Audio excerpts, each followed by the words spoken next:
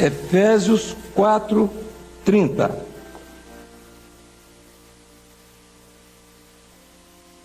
Vamos ler comigo? Comigo. E não entristeçais o Espírito Santo de Deus, no qual estáis selados. Vamos ler agora 1:13. Efésios 1:13.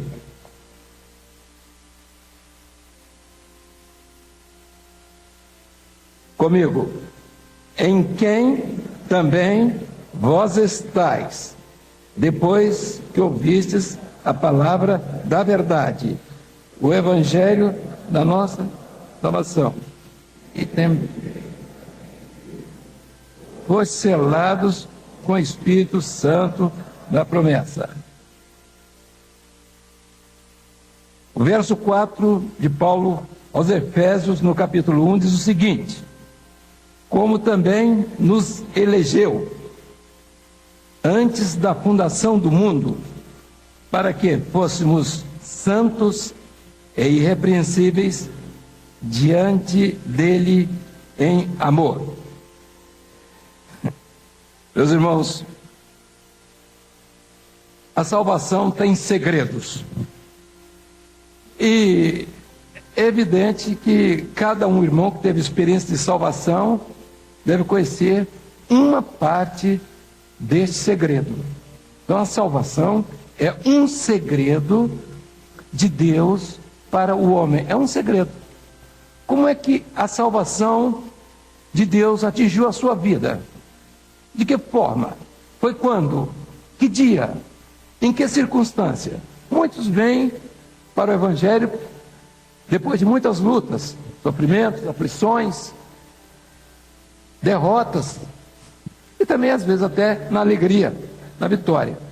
Então cada um tem um motivo e um momento especial dessa relação com Deus. E às vezes você fica querendo saber, na verdade, muita coisa sobre salvação, e podemos dizer, a salvação é um presente de Deus. Vejam que coisa interessante. Paulo, quando escreve aos Efésios, ele diz o seguinte: vós fostes selados, chamados, escolhidos ainda na eternidade. Agora eu vou falar a cada pessoa aqui. Eu não estou dando um recado para o seu vizinho, nem seu parente. Eu estou trazendo uma palavra para a sua vida. Pondere isso no seu coração. Deus te escolheu, te elegeu lá na eternidade. E Paulo diz, antes da existência do mundo. Então você é muito importante, apesar de ter esse nome, como o meu e de outros aqui, Maria, João, Pedro, Gedeutita, toda essa coisa que está aí. Mas veja aqui, apesar de você morar num lugar que eu não moro e outros moram distante, seja num bairro, seja no centro da cidade, seja onde for. Apesar de você ter recurso ou não ter, ser feio ou bonito, não importa. Deus, lá na eternidade, programou a sua vida e o seu nome. Só que o nome que ele já reservou para você, meu irmão, só você vai saber lá na eternidade, porque a palavra do Senhor diz que é um nome novo. Ele vai te chamar por um nome que você nunca ouviu aqui. Nunca.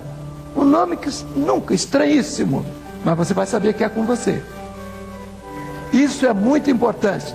Isso é a certeza do chamado, é a marca que ele te colocou já lá na eternidade. Então veja aqui, a salvação é profética. Não é o seu esforço. Vamos fazer força para alcançar a Deus. Isso aí é a razão. A razão, observe, não alcança Deus. Então a razão tem os seus meios. Tem os meios filosóficos, tem os meios teológicos. Quando você fala filosófico ou teológico, você parece que está querendo agredir. Filosofia ou teologia? Não, filosofia é filosofia, é razão. Teologia é teologia. A teologia pode ser de Deus, do Deus da Bíblia, pode ser do Deus muçulmano, pode ser do Deus, qualquer teologia. Entendeu? Ela é racional. E a razão não entra na eternidade. A razão fica aqui, ó, morre aqui, fica aqui. Mas o homem, ele não sabe como vai encontrar a Deus, porque a verdade não existe. Você passa no canto, onde é que está a verdade? Não, a verdade está aqui. Não, a verdade já passou. Os filósofos se preocupavam em sua essência com a verdade. Existe até um filósofo muito conhecido ali, tem uns negócios, umas coisas de filósofo mesmo, até meio pancada. Diógenes, ele andava com uma lanterna naquela época não tinha lanterna, né? Um facho de luz no meio da rua de dia. Sabe o que dava? O que você está fazendo, Diógenes? Estou procurando a verdade. Sócrates disse que é o seguinte, que a verdade ela tem que sair do homem, porque ela está presa. Olha aqui, a verdade está presa.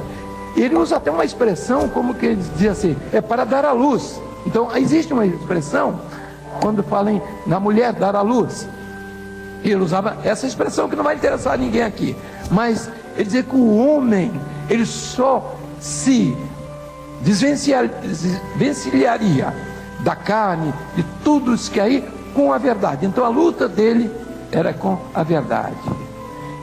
Ele diz assim, conhece-te a ti mesmo, era um princípio dele. Você precisa fazer uma introspecção, quer dizer, você conhecer, e lá dentro, olha, e homem nenhum, ele pode morrer de fazer exercício, ele não vai achar a verdade dentro dele. Aí você pergunta, a verdade está onde? Está nas instituições? A verdade está onde? A verdade está nas pessoas? A verdade está no mundo que aí está?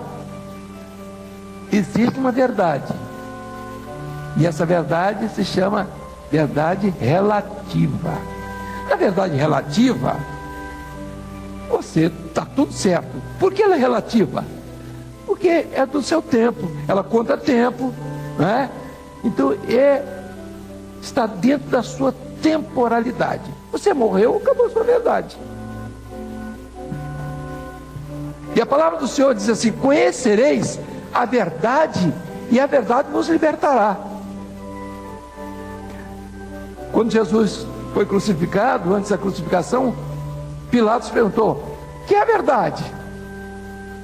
Pilatos estava influenciado naturalmente, era o período ali dos epicureus, dos estoicos, e todos eles ali, então todo mundo estava muito preocupado com a filosofia, e a filosofia era em busca da verdade. E Pilatos perguntou a Jesus, Jesus não respondeu. Ele queria que Jesus filosoficamente respondesse a verdade, sobre verdade. Só que a verdade de Jesus não é relativa. Deu agora para entender? Não é a verdade que vai morrer, porque ele sabia que Jesus ia ser crucificado. Não é a verdade que depende de um pedido da mulher dele. Não mata o homem, não faça isso com ele. Depende. A verdade absoluta, onde não há tempo e não existe velocidade, é a verdade eterna. E quando Jesus chama o homem para conhecer essa verdade, ele está trazendo para dentro do homem aquilo que ele perdeu, aquilo que morreu dentro dele.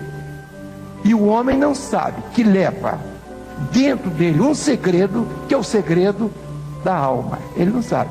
E só a alma é capaz de se ligar, só a alma, a essa verdade absoluta. A alma não vai se ligar à verdade relativa. Por quê? Porque ela sabe que o homem vai morrer, mas a alma não morre. A alma é imortal. E quando Deus profetizou a respeito da sua vida, apesar de você não merecer isso. Claro que eu estou dizendo que você não merece, porque eu não mereço também, e ninguém merece. E saiba disso, dê valor à sua vida, à sua alma. Eu não vou me demorar no que eu quero dizer ainda hoje aqui. Se nós chegarmos em qualquer repartição no mundo inteiro e colocarmos o dedão aqui, ó, você vai ter as marcas digitais, claro. Então, todo mundo conhece que é a biometria, onde ninguém tem os mesmos traços digitais, não é isso? Seu cabelo é diferente dos outros. Ele pode ser branco, pode ser preto, pode ser louro, pode ser comprido, pode ser, né? Do jeito que ele for, mas ele é diferente. O seu é diferente do seu vizinho aí, do seu parente, do seu amigo, é diferente. Um fio do seu cabelo destaca, te identifica como a única pessoa dona daquele cabelo. Hoje, se você chegar numa fechadura dessas que faz a leitura dos seus olhos, você abre os seus olhos, você está ali, olhou para a fechadura, a porta se abre, porque tem um leitor que lê a sua pupila, porque a sua pupila é diferente de todas as outras pupilas de qualquer pessoa. Pode botar 3.000 olhos arregalados o dia inteiro, a fechadura não se abre, mas com o seu olhar. E hoje, agora, todo o estudo está sendo voltado para a fala. Você vai falar daqui para o exterior, para qualquer parte, sai na tela imediatamente seu nome, já vai identificar já há um preparo para as telefônicas, todos esses setores todos, quando chegarem a isso. Então, eu estou chamando todo mundo de você aqui, porque eu sou o mais velho daqui, então eu tenho o direito de chamar todo mundo de você. Então você mesmo é um ser individual. Deus, lá na eternidade, fez uma conformação material de sua vida. Você nasceu e você é um ser individual. Ninguém é igual a você. Ninguém. E eu me orgulho muito disso, ninguém ser igual a mim. Onde eu ando, eu sei, sou eu que estou andando, não é o outro. Bom, não é? Mas vejam aqui. Então Deus, lá na eternidade, na sua onisciência, na sua onipotência e na sua onipresença, sabe onde você está. Ele sabe onde você está. Não adianta você pensar que não sabe, não. Ele sabe. O pastor não sabe, o diácono não sabe, sua namorada não sabe, mas o Senhor sabe, a não ser que se identifique pelo telefone. Então ninguém, mas você é um ser individual. E vejam que riqueza, hein? Que riqueza, como é que Deus que provê extraordinariamente a criação do homem e a sua formação, e dá a ele características individuais. Eu vou dizer uma coisa para a tristeza de muitos aqui. Isso tudo vai acabar, sabe onde? Debaixo de 7 palmos. Tudo isso vai acabar. Vai acabar tudo isso. A beleza, tudo vai acabar. Isso. Mas o Senhor te deu isso. Isso é uma riqueza para a sua vida. Ninguém vai dizer que foi o outro que fez quando foi você. Você deixou a marca lá. Coisa boa. Pessoa importante. Olha aqui. Deus providenciou isso lá na eternidade. Agora, há um fato, algo notável. É que Ele colocou uma verdade na sua vida. Não é a verdade que vai morrer. Não é a verdade que Pilatos queria enterrar, não. Ele, quando falou, queria saber sobre a verdade, ele queria que Jesus dissesse que ele era a verdade. Mas Pilatos não ia entender nunca Porque Pilatos entendia uma verdade relativa que muita gente entende. É verdade que você pode alcançar filosoficamente, se é que é, teologicamente, mas não ultrapassa, não vai à eternidade. A verdade, observe, de Deus, ela vem da eternidade, vem de cima para baixo, não vai de baixo para cima não. Entendeu? Então fé não é algo que você consegue com seu esforço. Não é. Ele um dia te elegeu. E nós temos o texto de Pedro, 1 Pedro 1:2. Eleitos segundo a presciência de Deus Pai, em santificação do Espírito, para a aspersão do sangue de Jesus. Graça e paz vos sejam multiplicadas. Portanto, ele te elegeu, você estava no ventre materno, diz Paulo, diz Pedro, segundo a presciência, quer dizer, um pré-conhecimento seu. Você não sabia, você não tinha nascido e já estava eleito. Que coisa maravilhosa, né? Mas eu quero dizer, a forma como os homens se identificam como pessoa é uma, e a forma como Deus se identifica é outra. A maneira como ele te individualizou para essa vida, para morrer, para ter seu nome escrito lá no cartório, foi uma, mas ele te marcou com outra marca. E nós lemos o texto aqui, quem está lembrado? O primeiro texto nós lemos, e ele vos selou. Você tem um selo. Esse selo ninguém vê, ninguém conhece, e o homem na sua relatividade nunca vai entender. Ele não vai nunca entrar nesse mistério. Você tem um mistério. A salvação é um mistério da alma, é um segredo da alma.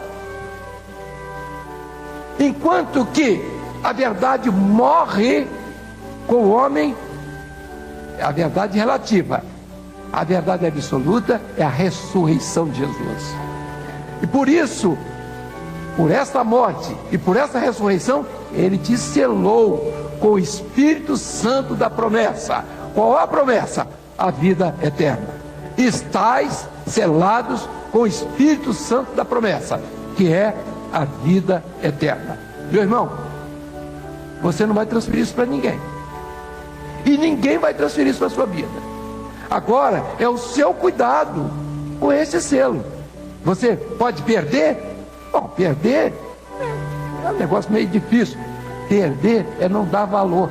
Sabe quanto vale a sua salvação? Quanto você dá valor? Quanto vale a sua salvação? Não, a minha salvação vale muito, mas eu troco pela bebida, pelo álcool. Eu troco por uma vitória qualquer, humana e material. Eu troco por um pecado. Então você não sabe o que é salvação. Você não entendeu ainda o que é salvação. Já está aqui no primeiro período e não devia ter entrado nem lá no principiante. Olha, se você, meu irmão, ou não, irmão, se você não tem uma experiência com Deus, se ele não veio de cima, se é um convencimento, isso aí é filosófico. Você pode conceber Deus por conhecimento, é chamada teologia natural. Então Deus está na abelhinha na florzinha que desabrocha. Isso é panteísmo. No macaco, Deus tem tudo. Então, olha, isso é muito bom para quem não tem uma experiência com Deus. Vai ficar iludido, fica enganado, até chegar o dia de passar e acabou e ficou por isso mesmo. Mas vós não, vós estáis selados. Não há biometria para esse selo, ninguém vai medir isso. Não é o pastor que vai medir, não é ninguém, nem seu vizinho, é você, meu irmão. Você vale tanto quanto você valoriza a sua salvação. A sua salvação vale tanto quanto você dá valor a ela. Olha aqui, vou parar. Lembrando de que, primeiro, Deus te elegeu lá na eternidade, antes que os mundos existissem. Eu não posso imaginar isso. Eu só posso imaginar isso quando eu vejo hoje um mundo tecnológico. Todo mundo aqui tem um telefone celular. Tem gente que tem 10, eu não sei, bota um em cada bolso. Mas olha aqui, se ligar os 10 ao mesmo tempo, todo mundo ligar, você vai falar com quem você quiser. Vejam que isso o homem fabricou? Não, isso já existia. O homem descobriu, porque o segredo de Deus é encobrir, e do homem é descobrir. Então ele deu. Imagina um Deus que cria um homem dentro de uma individualidade, para que ele se sinta um homem verdadeiro, uma mulher verdadeira. Você não vai se queixar nunca de que você é o outro. Você não vai dizer que você é o outro. Você não vai poder dizer isso. Você é você. Deus te criou assim e vai responder por seus atos. Agora, no outro lado, existe algo que Deus fez para o seu destino. O homem não nasceu para ficar aqui. É uma passagem dele, simplesmente uma passagem. Você vai passar por essa vida. Então, nessa vida, o Espírito Santo vai te restaurar para a eternidade. E o seu vizinho? É problema seu. Problema seu? Não. Seu vizinho é problema dele. E sua irmã? É problema dela. E o noivo? Dele. Do marido? Dele. Da mulher? Dela. Do filho? Dele. Cada um dará conta de si mesmo a Deus. Você hoje, a partir de hoje, vai sair daqui sabendo que você vale muito. Vale muito. E diz a palavra do Senhor, mais do que o mundo inteiro. Porque foi por isso que Jesus veio e morreu, o Filho de Deus, por sua causa, por minha causa. E quanto vale Jesus? Mais do que o mundo inteiro, porque Ele é o Senhor de todas as coisas. Está entendido isso? Podemos ir embora, sabendo disso. Olha, a partir de hoje, você não vai esperar que sua salvação vai ficar por outro pastor, não. Nem do vizinho, nem do parente, nem do amigo, nem do que ele vai dizer. Se você não teve uma experiência, vai buscar. Se você vai ter, já teve, cuida dela. Os tempos são difíceis. Não vai misturar o seu desejo com o desejo de Deus. O desejo de Deus já está pronto para a sua vida. O seu é a comunhão com Ele. Ele colocou um caminho, abriu um caminho, através da fé. E te colocou em suas mãos os meios de graça, a palavra, os dons espirituais, a comunhão, a oração, o jejum, a madrugada. Então, uma série de benefícios que Ele colocou no caminho. Você não tem o que errar. E agora você vai poder fazer uma proclamação. A verdade morreu para o mundo, mas para mim ela está viva, porque para mim o viver é Cristo e o morrer é ganho. Não mais eu vivo, mas Cristo vive em mim. Se eu repetir o que Paulo disse, eu estou dizendo o que ninguém disse aqui. Então agora a pergunta está feita: Cristo vive em você? Há muito o que se dizer a respeito do Evangelho aí fora. O mundo não conhece o Evangelho não, hein? O mundo está conhecendo, falar de Jesus, todo mundo fala de que existe Deus, pensamentos a respeito de Deus, elogios a respeito de Deus. Agora, ouvir a voz dele e seguir está muito difícil. Eu reconheço que está muito difícil. Eu estou com 83 e acho difícil. Mas olha, mas eu sei em quem tenho crido. Você sabe também, e você precisa saber mais ainda. E cada dia mais Deus quer mostrar a sua vida, esse projeto que veio da eternidade, está em você, só em você, só. Se todo mundo ficar, e você for, está ótimo. É meu caso. Eu estou preocupado comigo, que eu vá e que o resto fique, entendeu? Claro que eu tenho minha esposa, que eu quero, meus netinhos, minha filha, o genro eu vou pensar ainda, mas o resto, entende? Não adianta também esse egoísmo, não existe isso, porque Deus, da forma que me chamou você também. Nós estamos no mesmo caminho, na mesma jornada, estamos na mesma expectativa e prontos para dizer: Jesus não, a verdade, Jesus não morreu, ela ressuscitou e com ele ressuscitaremos também. Deus nos abençoe.